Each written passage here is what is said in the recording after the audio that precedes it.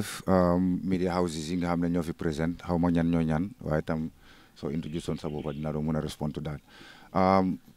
Well, campaign bi yëpp dem na ok waaye only problems yi daan am mooy di usual problems rek mooy ñi nga xam ne dañoo hita sarta IEC nag dañ amoon lu mel ni campagne itinerary boo xam ne dañu ko jox sarta yoo xam ne ñun ñëpp dañ ko respect waaye NPP respectuñ ko parce que dañoo dem ay place di leen fa fekka place yoo xam ne ñoom waruñ faa nekka loolu man li ma àndal ni serne lañ IEC serne lañ because maa ngi am serne yooyu suma téléphone bi te dem naa ba si ñoom wax jox leen tegal leen ko ba ñoom mujjee nañoo deploy PIUs yoo xam ne dañoo ñëw pour saafara si diggante problème si nga xam ne moo daan happen problème yooyu rek lañ am su passé loolu tam ñun amuñ dara pour def loolu we have a different politics to do askan bi lañ moo ñu ñor askan bi lañ jógal pour moo ñu soxal te ñoom lañ jóg pour toppatoo so obviously ñun faale wuñ leneen waaye pour def waxaat nit ñi so ñi nga xam ne nag amuñ luy wax askan bi ñoom xit na ñoom ñoo doon def di xita sarta te loolu lu loolu lu ñu war a stop la parce que loolu dafa xejamal élection warta xejam nit ñi dañ am seen dañ am seen may ni boppa pour décider seen boppa kan lañ war a votal ku leen fa war a represent loolu war nañ ko forcer nit ñi te su fekkee ne IEC ñoom dañ independent enough dañ war di jël dañu war di jël matuwaay yu wér pour make sure ne ku xita sarta ñu jël penalty teg ko sa kaw xam naa ne nag man moom Pa Modou su fekkoon ne suma team bi am xetun nañ indi sarta ndi kon tey pénalise nañu waaye alhamdulilah rabbil alamin ñun loolu ekkatiwuñu Gambia moo ñu ñor te di seen politique la ñoo wax loolu lañ fay introduce loolu lañ fay def te amul kenn ku ñu mën a indi ci leneen lu dul loolu.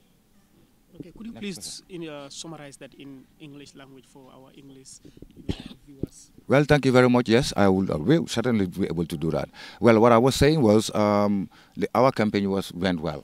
But until we had to start suffering problems with the NPP because they did not respect the campaign itinerary that was issued by IEC. I signed it, Talib Bensouda signed it, as well as Bakari Baji. So obviously, I have never seen UDP having any problem or we meeting them in any of our campaign ground, but it happens with the NPP.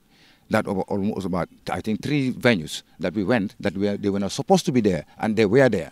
So we end up taking videos, for IEC, to consume, to know that this is exactly what went wrong. Even the last time it happened, that was in London Corner.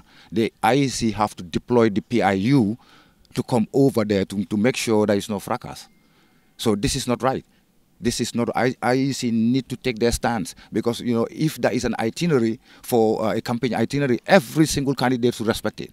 Now, that can bring about, a peaceful, election or whatever campaign or anything like that. So, people have to respect laws. We don't have to break laws. You don't have to take the wrong process to expect the right result. This is all we are saying. Let's respect, procedures. Let's respect laws. The IEC should be independent enough to do something about this. Otherwise, it's just going to be chaos. You've just cast your vote. Could you please tell us how optimistic you are of winning this mayoral seat, going against an incumbent and then candidate of a ruling national people? I was confident from the minute, the regional executive came to my house, nominated me, say, Pa, you are the only candidate for us, for KM. That's when I celebrate my victory. Even before I embark on any campaign, I am no match to any of them. I am no match. I have no stain. Apart from this ink, I have no stain. There is nothing you can say. I was the managing director of Daily Observer up to the closure. You never heard me from any commission. No commission whatsoever. As a matter of fact, Observer owed me 3 months' salary when it was closed in October 2017. So I'm not here for money or anything. I'm here to change the status quo. The municipality deserves better. But all these funds that people are paying their taxes, and it's going to people's pockets instead of investing in putting all that 60% back to the municipality. I am no match to any of the contestants. It's up to the Gambians. If they want to change is here. It's already here. I have been here working for 2 years without salary. 2 good years. I've been working for my party voluntarily. Even the credit that I use to do the job, I buy the credit. Even petrol for my car, it's my own money. I've never been paid for 2 good years. I've never seen any of them doing the same. There's no match to that. So as far as I'm concerned, listen, it's up to the Gambians. If they want change, change is here. It's right here, talking. If they want to stick with the status quo, stuck in the rock, fair play is no problem. All I have to do is just take my one-way ticket and go back to England easily and do my job and take care of my family. I left my wife and my kids in England for the past 2 years just to show the Gambians that, hey, I did not come here for money. Certainly not for fame or anything, but to change the status quo. Well, for them to wake up, I think, they suffer enough for them to realize the difference. There is a whole suffering throughout the entire length and breadth of this country. I don't need to say that for you to believe me. Everybody, even the smallest kid, 4-year-old, he will tell you that, like, Gambia, uncle, grandpa, Gambia is this, that, and the other. 4-year-old, my grandson, Modou Mbowe. It's unbelievable. And we want to just sit by and, just play along with that simply because X, Y, or Z is giving you money to shut up, to corrupt you, and we play along those rules. Hello? It's up to them. I swear by God, I left a £375 a week job in England to come here and work for free, for nothing. If that doesn't say anything, alhamdulillah, Rabbil Alamin, I don't know what else I can do. I've been here for 2 years working for free. Even my credit, I buy my credit. Not even the party that I'm working for. So if that's not good enough, I don't know what else do you want me to do or to say. Change is here, Gambia. Change is here, KMC. You embrace the change, we enjoy it. You don't, we stuck in the rut for the next 5 years. For somebody to come and tell you that, yeah, I'm a millionaire with my mom and dad, my family. So that means, KMC, you guys are idiots for making me rich and, just, going howling day and night. Next question.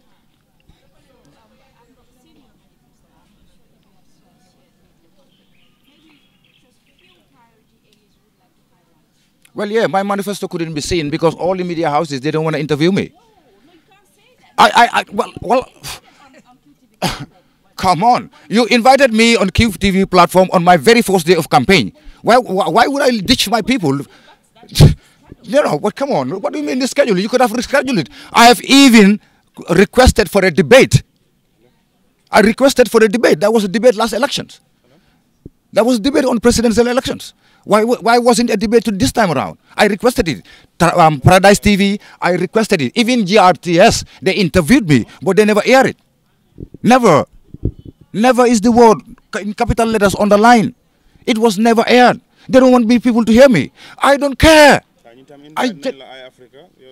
Well, obviously because of Lita Mafia. No, why invite them a debate? In the individual, I am not interested in that. Listen, I am not interested in that. All I'm interested in is in debate. Let's the three of us come and tahaw jakarlo nit ñi. No, candidates nangu ko. Nangu len ko. No, come on man, listen. Guys. Well, you see, there was debate. There was debate.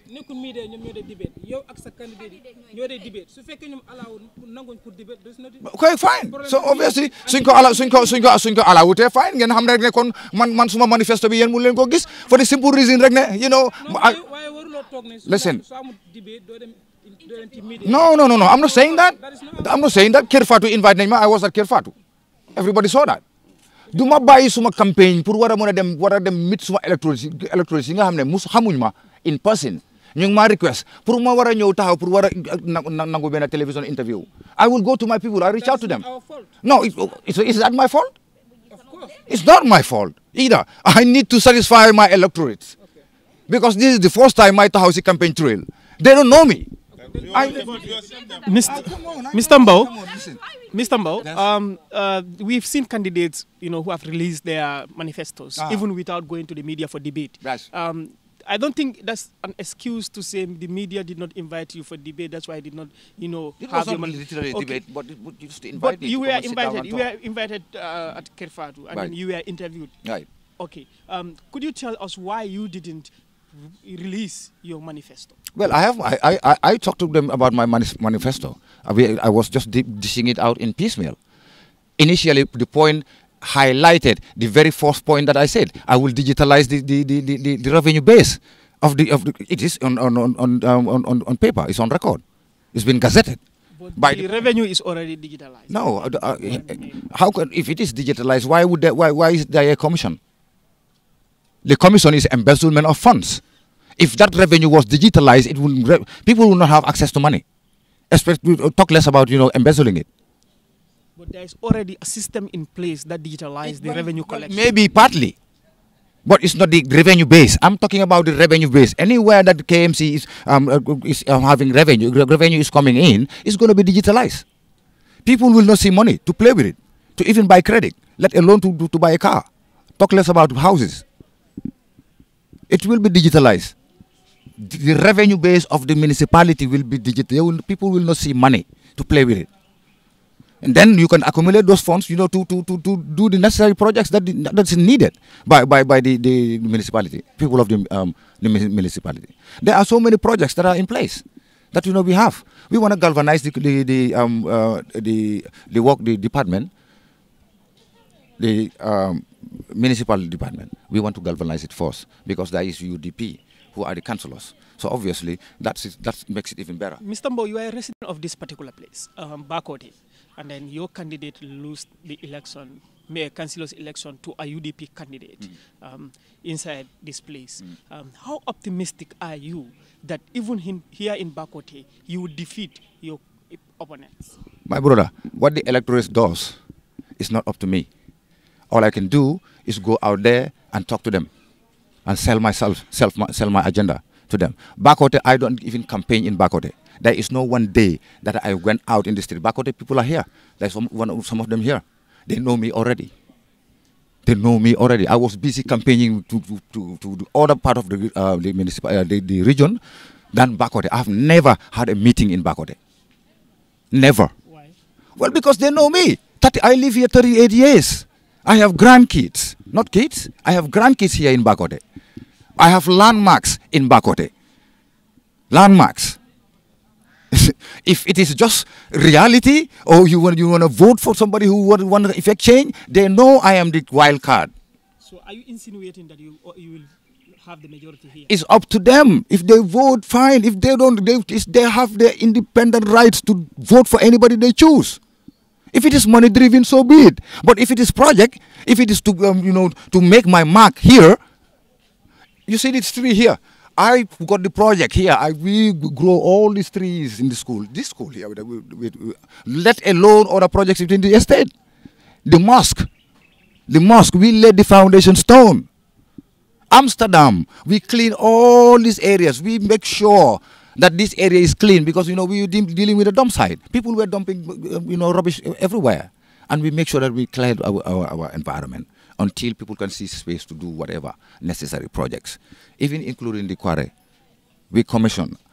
That was my proposal for this fence for the quarry, because I paid for the bulldozers to push the rubbish back in, because the rubbish were almost occupying quarter of the road. Are you saying the fencing is your concept? That's my concept. That's my idea. I wrote it. I wrote the proposal. And this was not Talib's time. It was in 2006.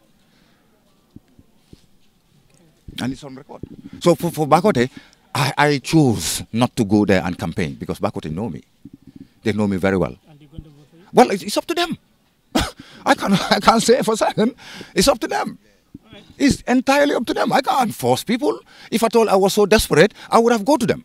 But I'm not. Every single one household know me in Bakoteh. They knew me very well because I lived here for 38 years. I have grandkids, for God's sake. I have 8 grandkids here in Bakoteh. 8.